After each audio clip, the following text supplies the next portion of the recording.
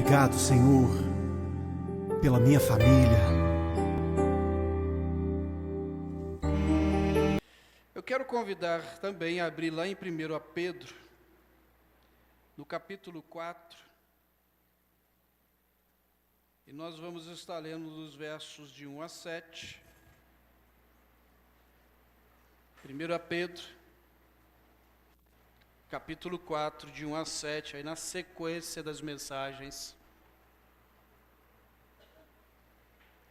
nessa carta do apóstolo Pedro.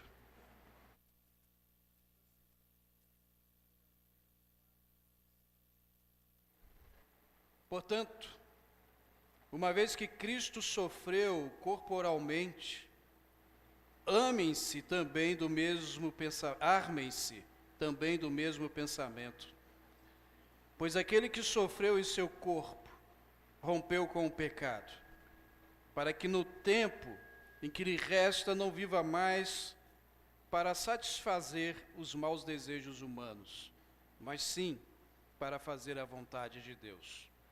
No passado, vocês já gastaram um tempo suficiente fazendo o que agrada aos pagãos. Naquele tempo vocês viviam em libertinagem, na sensualidade, nas bebedeiras, orgias e farras, e na idolatria repugnante. Eles acham estranho que vocês não se lancem como eles na mesma torrente de imoralidade, e por isso os insultam. Verso 5. Contudo, eles terão que prestar contas àquele que está pronto para julgar os vivos e os mortos. Por isso mesmo, o Evangelho foi pregado também a mortos, para que eles mesmos, julgados no corpo, segundo os homens, vivam pelo Espírito segundo Deus. O fim de todas as coisas está próximo.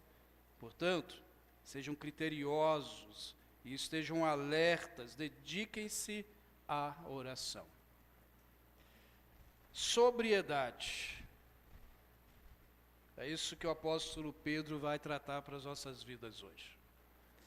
É o apóstolo Pedro, no finalzinho do capítulo 3, como vimos na semana passada, e se você perdeu, já está lá no YouTube, essa mensagem.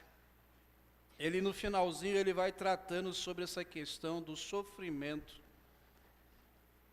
que a igreja, ou as igrejas a qual ele estava escrevendo, estavam passando. Sofrimento devido às perseguições.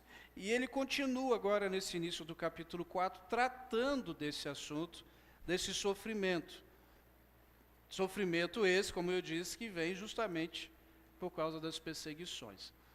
E ele vai falar um pouquinho aí sobre essa questão de um equilíbrio, dessa sobriedade. E sobriedade tem algumas definições bem interessantes. A maioria das vezes está ali envolvido na questão de não estar intoxicado com bebida alcoólica ou algum tipo de outra droga. E nesse sentido, normalmente a gente diz que a pessoa está sóbria.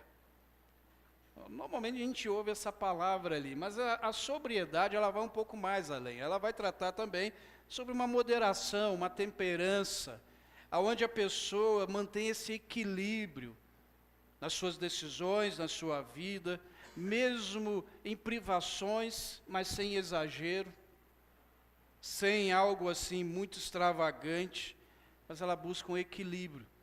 Ter uma vida realmente sóbria, uma vida de equilíbrio. E é isso que Pedro vai nos ensinar hoje, a como ter uma vida de equilíbrio, mesmo diante dos sofrimentos.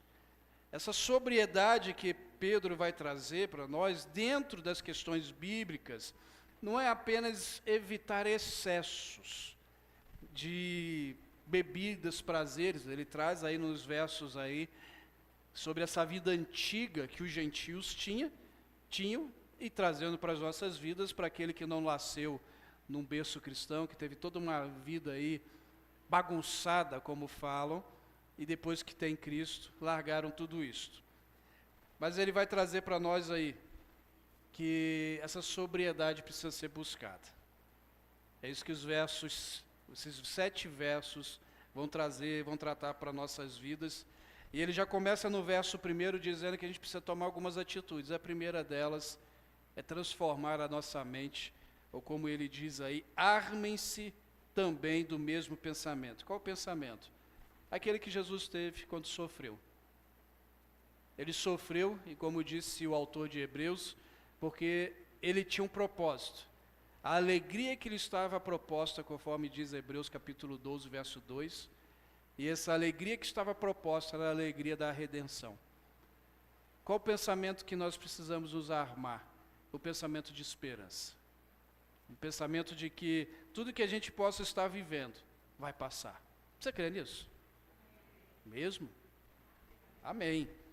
E aí ele termina esses 7 versos dizendo que tudo isso que nós esperamos um dia vai consumar, vai terminar justamente no retorno de Cristo Jesus. Está lá no verso 7.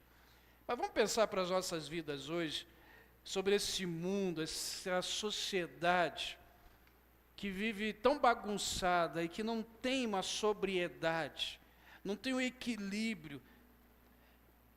E aí a gente precisa entender que sofrimento é esse que nós estamos vivendo. Porque quando a gente olha para Pedro escrevendo, ele escreve para uma igreja que sofre porque é perseguida. Ele escreve para uma igreja em que, como eu falei domingo passado, só o ato de você dizer que agora era um cristão, que você havia se convertido a Cristo Jesus, que você vai se batizar, você já assinava uma sentença de morte. Ou no mínimo, uma sentença onde seria expulso da sua casa, perderia tudo, porque agora você era um cristão. Nós não vivemos isso. Né? O tempo em que nós estamos, nós não passamos por isso. E aí a primeira coisa que a gente precisa começar a entender com Pedro, é que essa perseverança, mesmo diante dos sofrimentos, nos livra do pecado. Os versos de 1 a 3, ele vai dizendo isso para a gente. Vamos reler os versos de 1 a 3? Acompanhe aí. Acho que esse agora já vai estar aí na transparência. Ou melhor, no slide, né? Transparência, denunciei minha idade. Capítulo 4, de 1 a 3. Portanto, uma vez que Cristo sofreu corporalmente, armem-se também do mesmo pensamento, pois aquele que sofreu no corpo rompeu com o pecado, para que o tempo que lhe resta não viva mais para satisfazer os maus desejos humanos, mas sim para fazer a vontade de Deus. No passado, vocês gastavam tempo suficiente fazendo o que agrada aos pagãos. Aquele tempo, vocês viviam na libertinagem, sensualidade, bebedeiras, orgias e farras, e na idolatria repugnante. O sofrimento, com toda certeza, ele é diverso. Aqui, Pedro trata de um sofrimento específico. Mas qual o sofrimento que a gente pode estar vivendo? E por que a gente sofre? Você já fez essa pergunta? Ontem a Paula e eu, nós estávamos assistindo um filme muito interessante, por acaso encontramos ali, o filme de Ruth e Boaz. Só que é um filme numa forma de escrita, de gravação moderna, muito interessante. E num dado momento, Noemi, naquele filme, ela meio que perde a fé. Perdeu o marido, perdeu o filho, perdeu casa, perdeu tudo no filme. E num ato impulsivo, arranca a cruz que ela tinha na parede e joga no chão e fala, não quero mais saber de você. E aí eu comentei com a Paula, por que a gente age assim, né? Porque eu não critiquei a Noemi do filme, eu pensei que a gente faz a mesma coisa. Nos momentos de dor, de sofrimento, de aperto, de dúvidas, por que a gente se pergunta, cadê Deus? Por que eu estou sofrendo? Por que eu não fui poupado? Isaías, ele tem uma resposta para a gente, no capítulo 43, verso de 1 a 3. Mas agora, assim diz o Senhor, aquele que criou, ó Jacó, aquele que o formou, ó Israel, não temas, pois eu resgatei e o chamei pelo nome. você é meu. Quando você atravessar as águas, eu estarei com você. E quando você atravessar os rios, eles não o encobrirão. Quando você andar através do fogo, você não se queimará. As chamas não o deixarão em brasas, pois eu sou o Senhor, o seu Deus, o Santo de Israel, o seu Salvador. Dou o Egito como resgate por você, a Etiópia e Sebá em troca de você. Irmãos, a gente não entende alguns momentos que a gente passa. E como eu disse, às vezes a gente se questiona. Cadê Deus? Onde está Deus? Por que Deus? Em momento algum a gente encontra na Bíblia que nós seríamos poupados ou blindados dos sofrimentos. Mas o que nós temos, Isaías ele destaca isso, promessa de que nós teríamos Deus sempre conosco durante essas caminhadas mais sofridas. E também nas boas. Que Deus não iria nos abandonar, mas Ele está conosco. E em muitos momentos, além de estar conosco, nos dá ferramentas, instrumentos para suportar. A gente sempre cita João 16:33, que no mundo,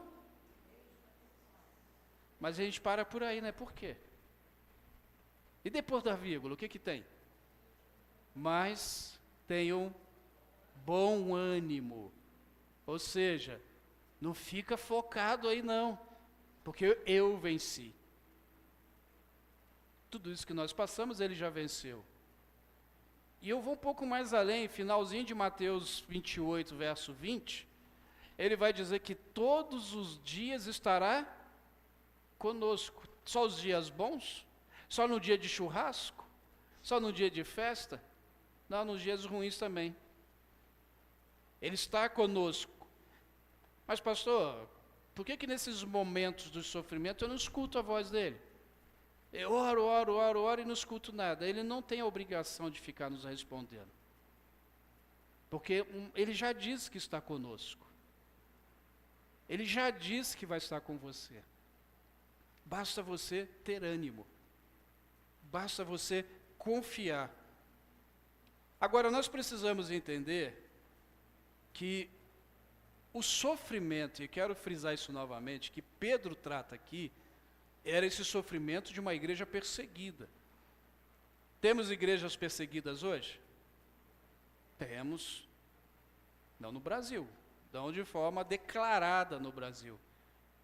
Recentemente eu vi um vídeo de um pastor celebrando o culto.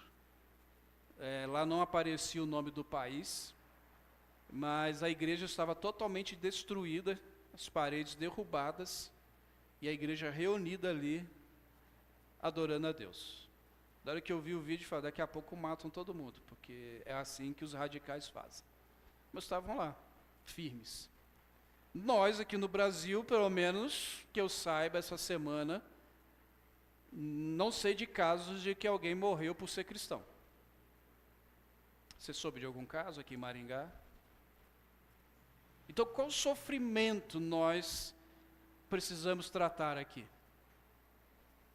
Ou, que falta de sofrimento nós precisamos tratar aqui? Porque, irmãos, o sofrimento de uma vida difícil, de uma economia complicada, isso todos estão passando. Ou não? Será que você é servo do Senhor, certo? Não? Ah, bom. Estão comigo? Você crê em Jesus Cristo? Então, graças a Deus, como servos do Senhor, nossas contas bancárias estão bem cheias. Será que é esse sofrimento que a gente tem que tratar na nossa vida? Porque nós não somos perseguidos. Não somos. Inclusive, Brasil, em alguns estados, como por exemplo o nosso estado, há muitas igrejas que são até referências. Não vou entrar em detalhes, tá? Mas são referências. Muitos, quando você chega no lugar e você diz que é um cristão, as pessoas até te respeitam. Ainda tem isso. Essa semana entrei numa loja, tá tocando Fernandinho. Olha que benção. Qual sofrimento nós precisamos pensar aqui? Ou qual falta de sofrimento? Porque quando eu digo falta, irmãos, porque o sofrimento de questões econômicas, não é isso que nós precisamos nos prender. Tirando a visão de uma igreja perseguida, que não é o nosso caso. Tirando as questões de saúde, pastor, eu estou sofrendo por questões de saúde. Somos seres humanos. Precisamos sim ter fé, como oramos há pouco, pedindo cura, pedindo restauração. Precisamos sim orar pelo nosso país, pela economia. Cabe a nós como cristãos. Se você tem dúvida disso, leia Romanos capítulo 13 depois. Agora, a igreja no Brasil, ela não sabe o que é sofrimento. Não sabe. Certa vez ouvi alguém dizendo que estávamos sofrendo cristofobia. Olha que legal. Que era uma fobia, uma perseguição por ser cristão. Eu falei, aonde? Quem trouxe Bíblia de papel aí debaixo do braço? Ou pelo menos na bolsa. As pessoas na rua viram que você estava com uma Bíblia na mão? Quantos te apedrejaram? Irmãos, parece meio louco, mas quando a igreja de Jesus vive o real cristianismo, sim, ela será perseguida. Eu me lembro que, pouco depois de me formar no seminário, ainda morávamos lá no Rio, eu lembro de um pastor contando que ele estava com um problema. Ele morava na comunidade, que é o nome bonito para favela, e ele estava com um problema com os traficantes. Porque a igreja estava evangelizando jovens e adolescentes, eles estavam se convertendo. E os traficantes estavam perdendo a mão de obra. Ele começou a ter alguns problemas com os traficantes. E você sabe quais os problemas que eu estou dizendo, né? Ameaças. Precisou de ser escoltado algumas vezes. Ele contando para a gente. Mas em contrapartida também, a igreja de Jesus Cristo, às vezes ela quer manter o seu status e deixa de fazer aquilo que deveria fazer. Ainda em Teresópolis, eu lembro que nós estávamos evangelizando um rapaz homossexual. Não vou falar o nome dele porque é gravado, mas eu lembro que aqui, com muito custo, lembra disso, Paulo? Com muito custo conseguimos levar aquele rapaz para um culto. E a igreja, muito maior que a nossa, ela tinha capacidade para... Não tem, que ela existe ainda, 300 pessoas. E ele sentou lá atrás, no fundo. Aí eu, a Paula e mais os dois sentamos com ele, juntos lá atrás. E eu percebi que tanto o banco de trás e o banco da frente estavam vazios. E o povo todo aglomerado, mas não sentaram ali. Porque ele era homossexual. Resultado, ele nunca mais voltou à igreja. Por quê? Porque a igreja queria manter o status. E foi difícil apresentar Jesus para aquele rapaz. Foi difícil levá-lo no culto. E ele não foi travestido. Ele foi bem vestido, melhor do que eu, inclusive, naquele dia. Mas ele nunca mais voltou, a gente também não teve mais. Sumiu. Ele sumiu. Irmãos, se nós realmente não queremos passar por algumas perrengas por sermos cristãos, a gente mantém o status. Acredito eu que se Pedro escrevesse a igreja do Brasil hoje, ele ia escrever já início da sua carta: é de muito me estranhar que vocês não sofrem perseguições pelo Evangelho. É sério, irmãos. Porque quando nós olhamos para a palavra de Deus, ela é completamente contrária a muitas coisas da nossa cultura. Ou não? Eu estou fazendo uma leitura errada da nossa vida cotidiana. Se Pedro escrevesse para nós hoje, ele ia denunciar algumas coisas. Talvez seria uma carta que nós não queríamos ler. Não seria uma carta que nós iríamos ler. Não seria uma mensagem que ele mandaria nos nossos WhatsApps e a gente ia ler. A gente ia deletar logo. Você já recebeu alguma mensagem? Essa semana eu recebi 2 mensagens dessas propagandas. Eu nem quis abrir, eu já apertei ali e deletei. Provavelmente na hora que a gente abrisse o WhatsApp, pegasse o celular e está lá, Apóstolo Pedro. Falei, não. Já ia deletar e não ia querer ler. Que ia ser um belo de um puxão de orelha. 1 Pedro capítulo 4, verso 1 diz que, portanto, uma vez que Cristo sofreu corporalmente, armem-se também do mesmo pensamento. O que nós precisamos começar a refletir é aquilo que está tomando a nossa mente, está tomando os nossos desejos, do porquê que a gente está com esse status tão tranquilo. Irmãos, entenda, eu não estou dizendo que você precisa ser um cristão xiita. Você sabe o que é um xiita, né? São os radicais. Não estou dizendo que você tem que armar uma bomba, chegar lá no seu trabalho e dizer, ou você crê em Jesus ou aperta o botão. Não é isso. Eu vou amenizar. Não é ser aquele cristão chato, enjoado. Conhece um assim? Não olha para o lado, mas você conhece alguém assim? Que você não pode falar uma palavra, vai para o inferno. Como eu falei do rapaz que entrou na igreja, homossexual, vai para o inferno. Sim, se ele não crê em Jesus Cristo como Senhor e Salvador da sua vida. Assim como muitos que congregam em muitas igrejas que ainda não se converteram a Cristo Senhor da sua vida. Porque não é só estar numa igreja, é crer. O que eu quero dizer para você, essa mudança, armar-se, como Pedro está nos dizendo, é ter uma vida. E que aonde você chega, e daqui a pouco eu vou exemplificar isso, as pessoas têm prazer em ter você por perto. Agora, por que muitas vezes nós não conseguimos isso? Porque a nossa mente, ela está refém do espírito desse tempo. O espírito de época. Quer ver um exemplo? Vou fazer algumas perguntas para você. Não é para você me responder, para você responder para você mesmo.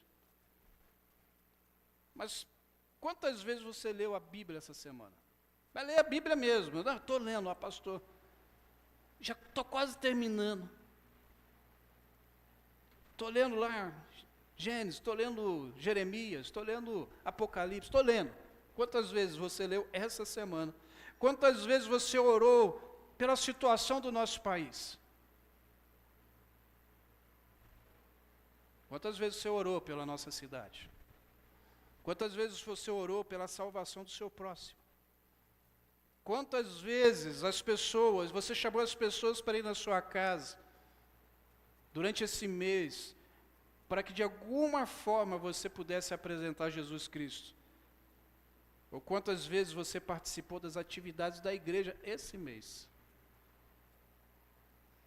Porque às vezes, irmãos, a gente não compreende que a nossa mente está sendo tomada pelo espírito de época, pelo espírito que está rondando, pela nossa cultura, do jeito que a gente está vivendo.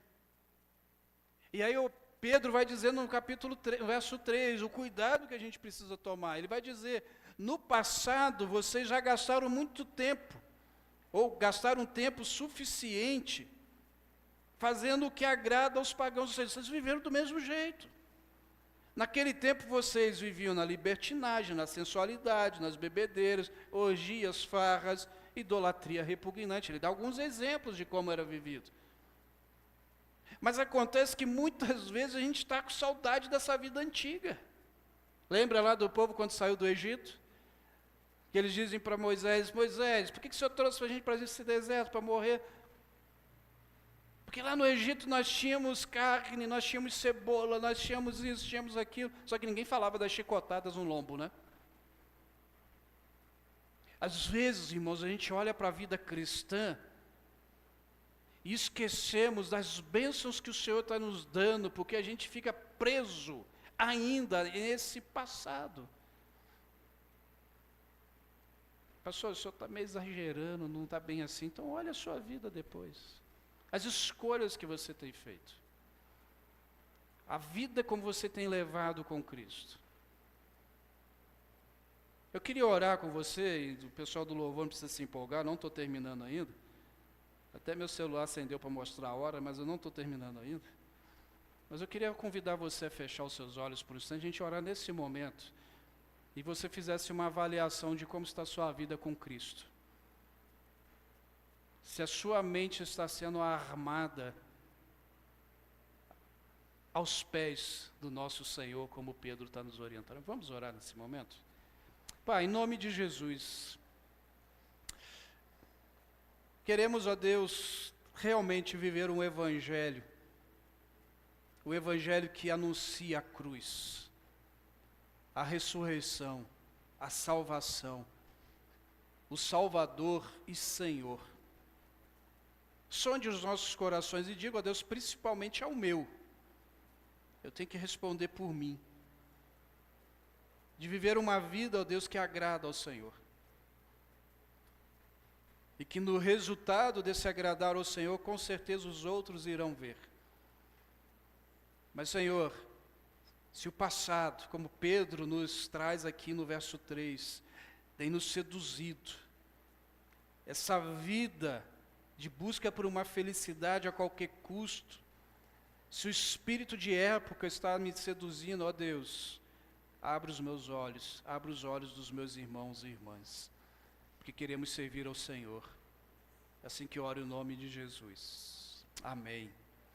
Mas Pedro ainda vai nos dizer que a paciência,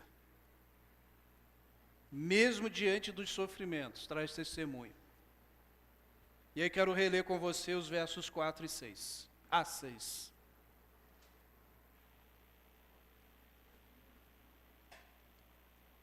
Eles acham estranho que vocês não se lancem com eles na mesma torrente de imoralidade, e por isso os insultam.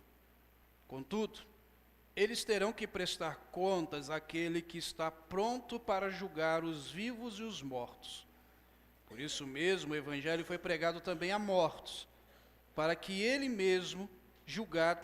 mesmos, julgados no corpo, segundo os homens, vivam pelo Espírito, segundo Deus. Irmãos, aqui está a chave da mudança. Aqui está a chave para a gente suportar os versículos anteriores. Que é ter uma vida diferenciada, ter paciência, mesmo diante de perseguições, de zombaria e assim por diante. As pessoas, os amigos, os vizinhos que não conhecem a Cristo como Senhor, e eles ficam surpresos quando olham para um cristão, e quando esse cristão ainda era seu amigo, e se recusa a participar das mesmas coisas que eles. Eu me lembro que no tempo da faculdade de psicologia, teve um colega que disse, eu acho que eu já comentei isso aqui na igreja, que ele falou assim, você não fala palavrão, né, Flávio? Eu olhei para ele perguntou, você não fala por causa da religião? Eu falei, não. A igreja não me proíbe de falar palavrão. Alguém já foi proibido aqui de falar palavrão? Garanto que você fala de vez em quando. E eu falei para ele, não. Então, por que você não fala? Eu falei, rapaz, o português é tão bonito. Tem tanta palavra bonita. Para que eu vou falar palavrão? Não tem necessidade. E hoje a gente ainda continua tendo amizade, eu tenho 3 colegas psicólogos, a gente se encontra, a gente tem feito um grupo de estudo, e quando eles vão soltar ou solta, né, porque vai, eles olham para mim, me desculpa, Flávio, eu falo, tranquilo, a boca é tua. A gente tem liberdade para isso, tá? Mas tranquilo. Mas eles acham estranho, diferente. O testemunho causa uma sensação diferente na vida deles. Mas recentemente eu estava numa reunião de pastores, e um pastor já bem idoso, ele comentou que ele é a 2ª geração de cristãos na sua casa. Seu pai havia se convertido, a família se converteu através do seu pai, ele cresceu, como a gente normalmente diz, né, num lar, ou nasceu num lar evangélico, num berço cristão, como a gente usa aí o termo. E ele ali contando e tal, e ele contava isso com um tom de tristeza.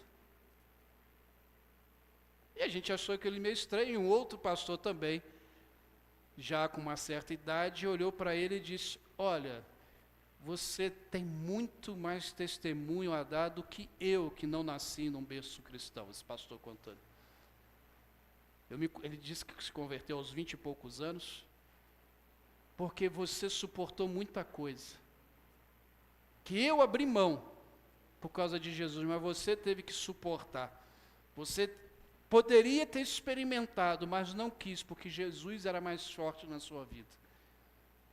E aí eu queria dizer para você, jovem, os nossos jovens, que nasceram num berço cristão, vocês não precisam experimentar nada fora do cristianismo, fora de Jesus, para terem um testemunho ou algo para dizer. A vida de vocês já é um testemunho. Porque vocês já foram salvos dentro do ventre da mãe de vocês, quando a gente, como pai, como mãe, orávamos por vocês. Vocês não precisam sair da igreja, como uma vez ouvi uma moça dizendo, que vou sair da igreja para poder ter testemunho. A vida de vocês é um testemunho. A vida de vocês testemunha para jovens da idade de vocês que ter Jesus Cristo também é uma excelente opção. É viver algo extraordinário.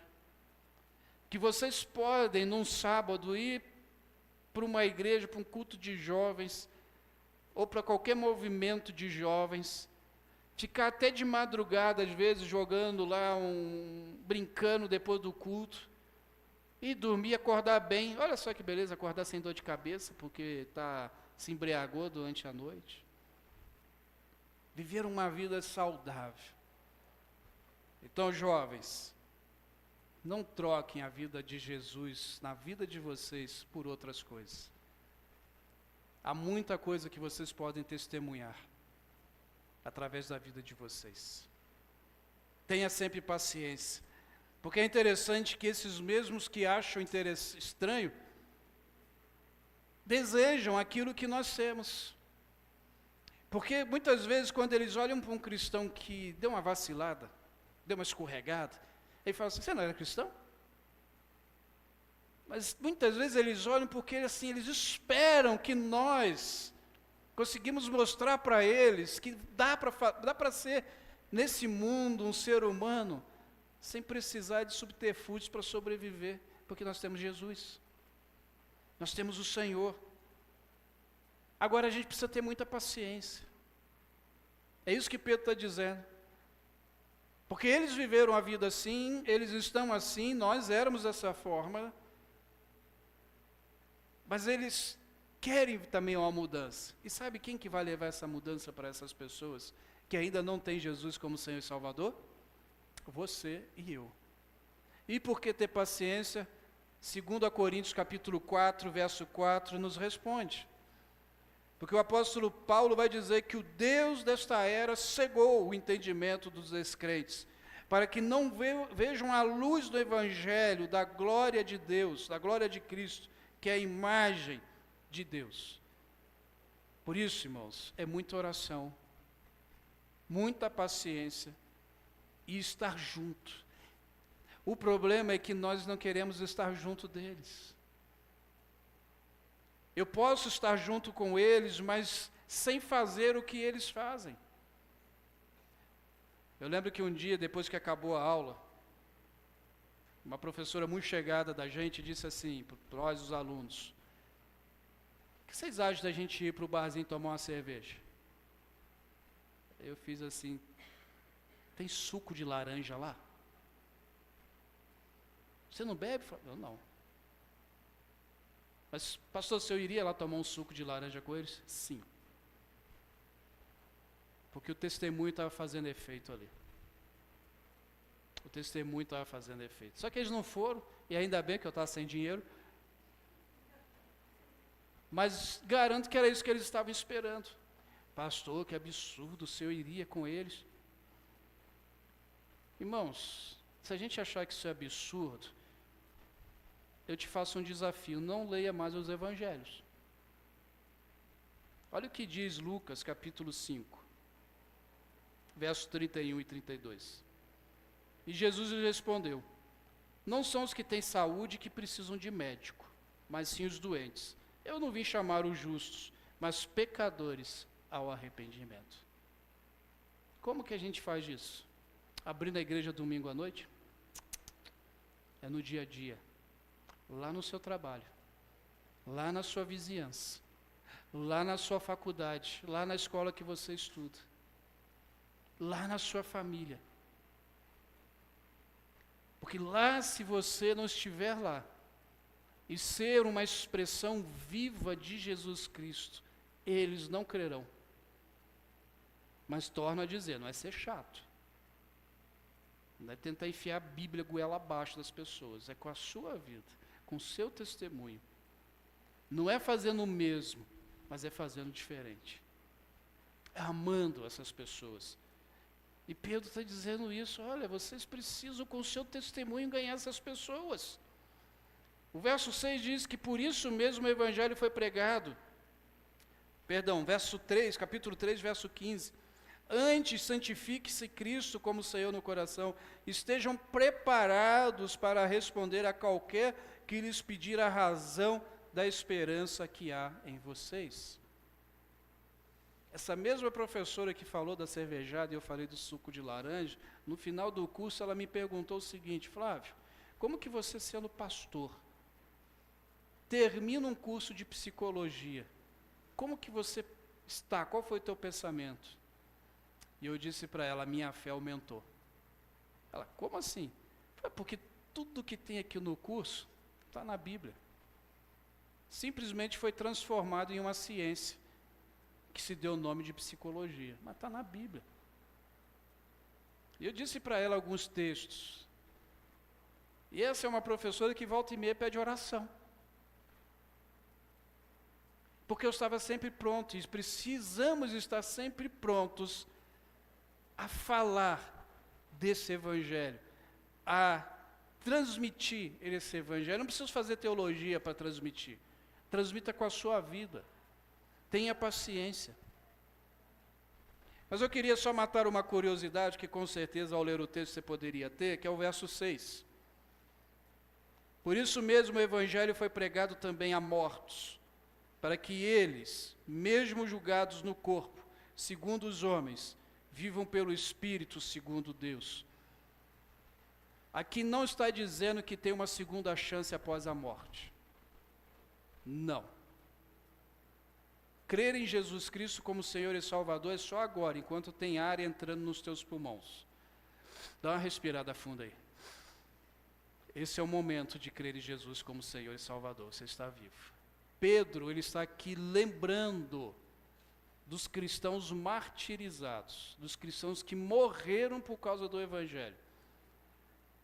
Quero trazer a sua memória lá ao início dessa série de mensagens, quando eu disse que provavelmente a igreja que Pedro está escrevendo já deveria ser uma segunda ou até mesmo terceira geração de cristãos, que estão um pouco longe já da morte e ressurreição de Jesus, mas Pedro conviveu com Jesus. Pedro viu cristãos morrendo por Jesus, como Estevão, como o próprio Tiago, que foi preso com ele e morreu, e logo depois o próprio Pedro seria morto, mas a igreja lá em Atos capítulo 10, se não errei o endereço, ou capítulo 12, estava orando e Pedro é liberto, mas ele viu o apóstolo Tiago, não esse que nós temos a carta hoje, o outro Tiago, morrer por causa do Evangelho, e vários outros cristãos. É esses mortos que Pedro está falando. Ele não está dizendo que depois que morreu tem mais chance. Não. Ele está dizendo, olha, aqueles homens que eu vi, esse que Pedro está transmitindo, morreram porque foram julgados pelos homens de forma errada, mas diante de Deus, eles receberão o verdadeiro julgamento, e o julgamento do Senhor, o julgamento da salvação. Hebreus capítulo 9, verso 27, vai dizer que da mesma forma como o homem está destinado a morrer uma só vez, depois disso enfrentar o juízo. Então Pedro não está dizendo que depois de morrer tem chance. Não. Então, às vezes há essa interpretação errada. Mas por fim, irmãos, além da paciência, Pedro nos convida a permanecer firmes numa expectativa da volta de Cristo. Se essa não for a nossa expectativa, irmãos, a gente está perdendo tempo todo domingo aqui. Olha o verso 7. O fim de todas as coisas está próximo. Portanto, sejam criteriosos e sóbrios. Dediquem-se à oração. Irmãos, a nossa expectativa precisa ser igual à expectativa da igreja primitiva no retorno de Cristo. Você já esteve no meio de uma multidão que você não conseguia ver lá o que estava acontecendo? Normalmente, qual é a atitude que a gente toma? É assim, a gente fica na ponta dos pés, se estica o máximo para tentar ver o que está acontecendo lá no meio. A igreja primitiva, essa que Pedro está escrevendo, ela ficava como que na ponta dos pés, nessa expectativa da volta de Jesus. Expectativa essa que nós estamos perdendo. E nós estamos perdendo não sei porquê. Muitos, e muitos mesmo, já não creem mais que Jesus vai voltar. Irmão, se a igreja perder essa expectativa, essa verdade, a igreja não passará de um clube, aonde a gente se reúne, a gente canta, alguns pagam mensalidade, tenta ter uma vida melhor nessa sociedade e vai embora. Porque a gente só estava vivendo para esse mundo, e vivendo de maneira até frívola e irresponsável, esquecendo o nosso real e principal destino. A gente está perdendo esse sentido. E eu digo para os irmãos como que a gente percebe, qual o fenômeno que mostra que a gente está perdendo esse sentido da volta de Cristo. Frases como estou cansado, desanimado. Frases que dizem, eu não quero participar, não quero estar junto. Fenômenos como rodízio nos cultos. Eu não digo que você não pode faltar, porque algumas situações acontecem, mas rodízio. A nossa excesso de preocupação com os afazeres pessoais e deixando o Senhor sempre em segunda opção.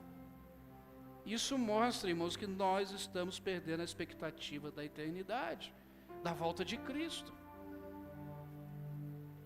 E mais, o próprio Senhor diz que quando o Evangelho for pregado a todas as nações, a todos, Ele voltará.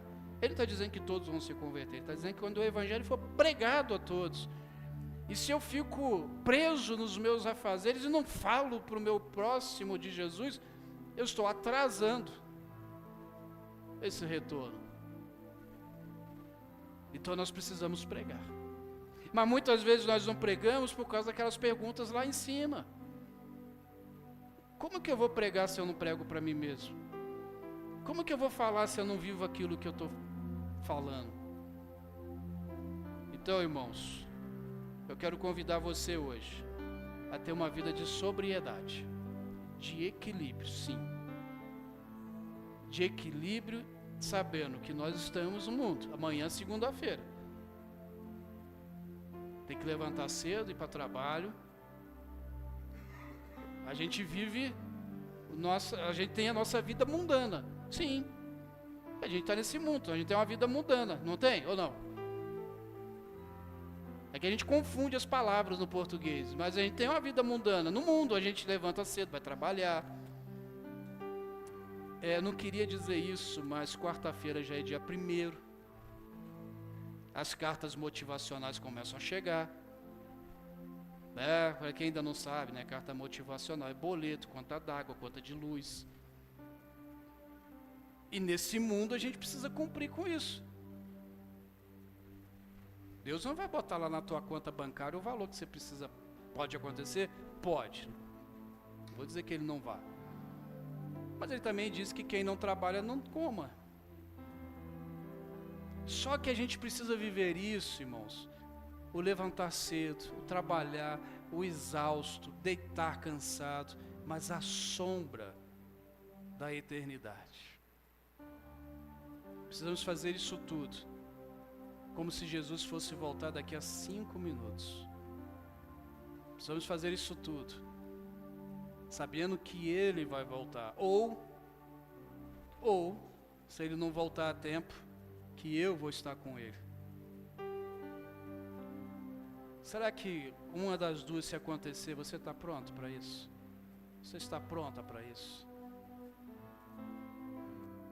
Casse agora a trombeta. Como que seria o teu coração agora? Talvez há tanta preocupação com o cotidiano, que você está esquecendo de colocar Jesus no altar da sua vida. Há outros deuses no seu altar, no seu coração. Talvez o Deus do trabalho, da família, do namoro, da faculdade. Enfim, dê aí o seu nome para o seu Deus que está no seu coração.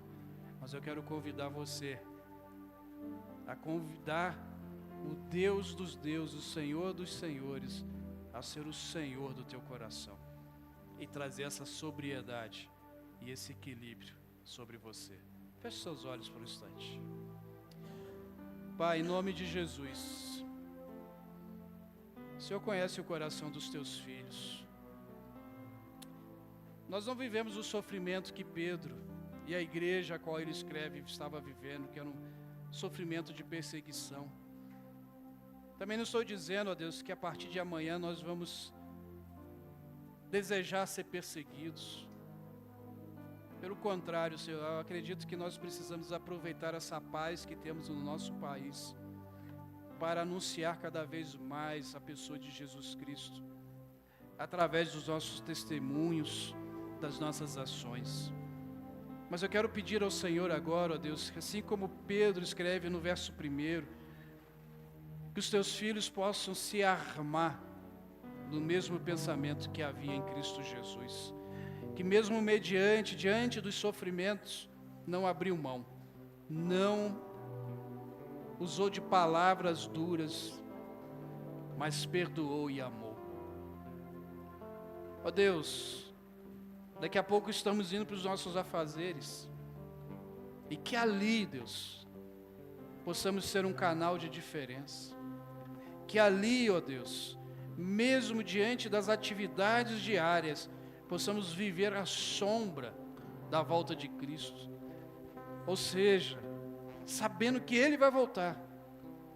Então precisamos ter urgência em anunciar o Evangelho de Cristo Jesus, para que nossos amigos, vizinhos, parentes, enfim, aqueles que o Senhor colocar nos nossos relacionamentos, possam ouvir e crer que Jesus é Senhor e Salvador de suas vidas. E assim, ó Deus, podemos estar felizes por mais um ou mais uma que creu em Jesus. Ó Deus, dê um coração sóbrio aos teus filhos, equilibrado, e que tenha uma semana abençoada.